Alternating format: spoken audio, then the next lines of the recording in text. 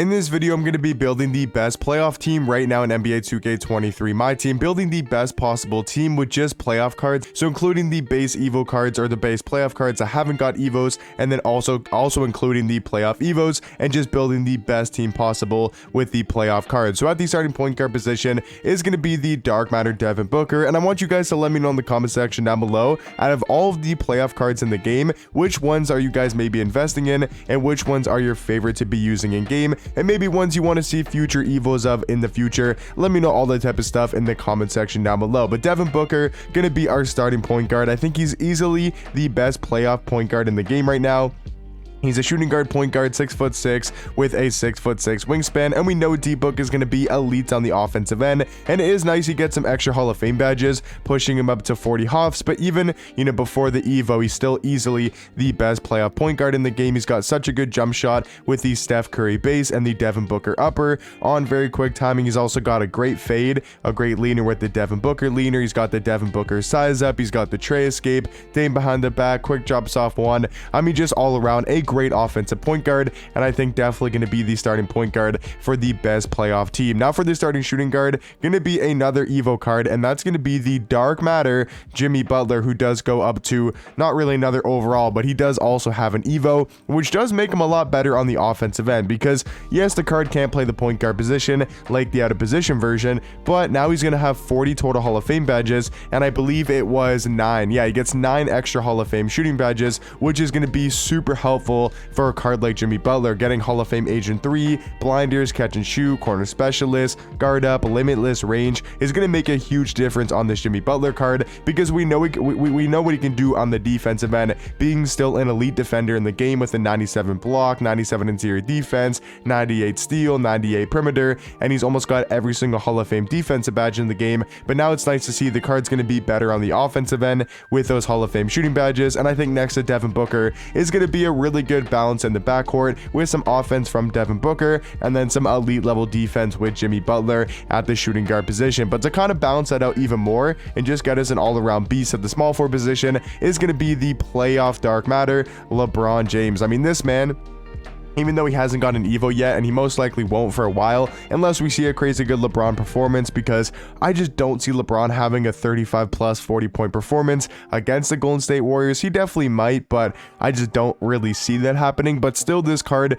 is an elite level small forward, 6'9" with a 7-foot wingspan. We know LeBron can play defense, can drive to the basket with the best of them. He's got such a good player model in game, and I like that balance he brings to the starting lineup, because we got Jimmy Butler for defense, and he can still score the ball a little bit, and we do have Devin Booker there to be our main scorer, and LeBron can do both those things at a very high level: drive to the basket, score the ball, knock down threes, create his own shot, and then he's going to be an elite level defender at the small forward position. But at the starting power forward is going to be our first non-Dark Matter that does get evoed up to a Dark Matter, and that's going to be the Dark Matter Kevon Looney, who's actually a very underrated power forward in the game right now. Like, I think Kevon Looney is actually super solid at the power forward position, being 6'9" with a 7'3" wingspan. He's going to be an elite level defender, 95 block, 95 steal, 96 perimeter, 97 interior defense. He's almost got every single Hall of Fame defensive badge in the game. His stats and his badges are pretty much perfect, except for the shooting badges and the 79 3 ball. But besides that, he's got elite level dribble sigs with the Kyle Lowry size up, the tray escape.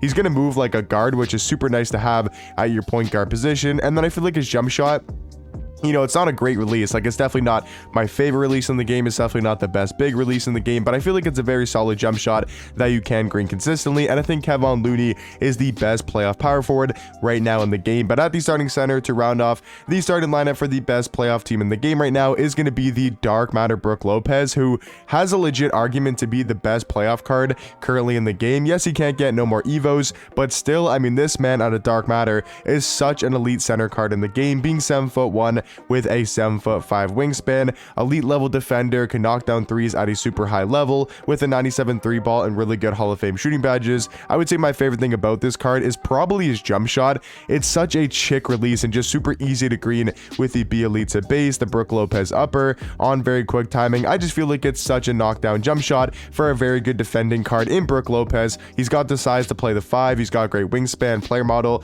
and he can knock down threes in the pick and pop. So that's going to be, in my opinion, the best best starting lineup with that. I think in my opinion, that's going to be the best starting lineup just using playoff cards in the game. And then off the bench, I wasn't really sure who to go with at the point guard position. I think it was between the James Harden and the Russell Westbrook. So I will throw Russ in our last 3 spots as well, because I'll be telling you guys the 13-man team, but I do think Harden is also, going to be in the 10-man rotation. I just think he's a little bit more usable in game than Russ, because he's a little bit taller with a little bit better of a player model, being 6'5" with a 6'10" wingspan. And James Harden is going to bring some elite level offense off the bench. He's still a really good 3-hunter. With his jump shot now being on very quick timing, he's got even faster of a release that I feel like is still super easy to green, and that's just going to help him 3-hunting wise. He's also got the normal leaner, which is going to be great compared to the pro leaner, so that's a huge plus as well. And then he's going to become a solid defender in game, gets Hall of Fame anchor, glove, and he can still lock up on the defensive end when he needs to. But if we're talking about defense,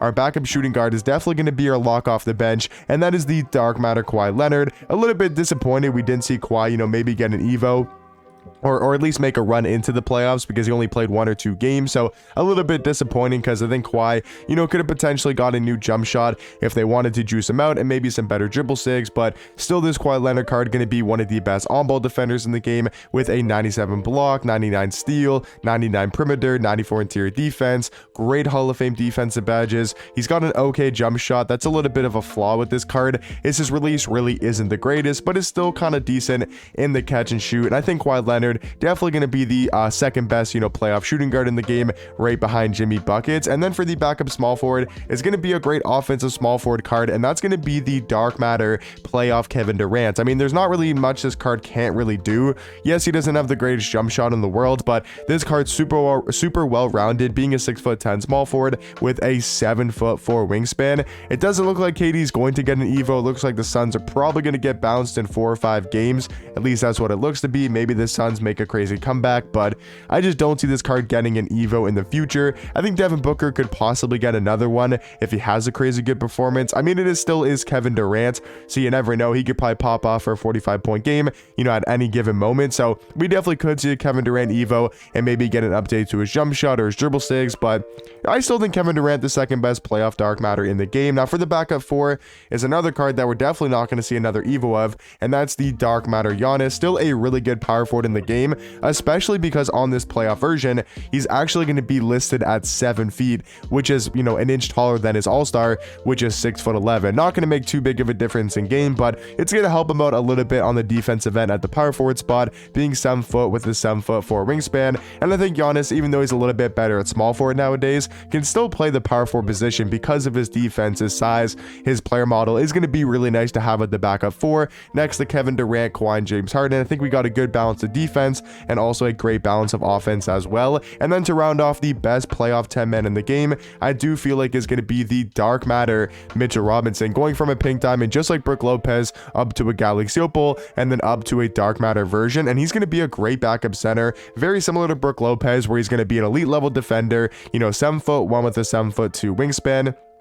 Pretty much perfect defensive stats and badges. Well, definitely perfect badges on the defensive end, and then pretty much perfect stats. He's going to be super athletic. He can finish around the rim. The only flaw, just like a card like Kevon Looney, is the fact that he's got a 73 3 ball and no shooting badges in the game. So that's really the only flaw with Mitchell Robinson, but still going to be a great backup center behind Brook Lopez. And then for these last 2 spots, I did want to throw a couple really just great all-around playoff cards, and that's going to be Rui Hachimura. It's just a great backup small forward that you could play over Kevin Durant or maybe even LeBron if you wanted to. And then also another great backup shooting guard that you can maybe play over Kawhi if you're looking for a little bit more offense, and that is going to be the Galaxy Opal RJ Barrett. Both of these cards, definitely have a chance to get a future Evo, and if they get Evo'd up to a dark matter, I think they could become a lot better at their position. But yeah, that's going to do it for the best playoff team currently in the game. Let me know in the comment section down below, what do you guys think about my best playoff team in the game right now? Maybe let me know some changes and adjustments and just upgrades you guys make to this squad. But hopefully you guys did enjoy, and I'll catch you guys in the next one.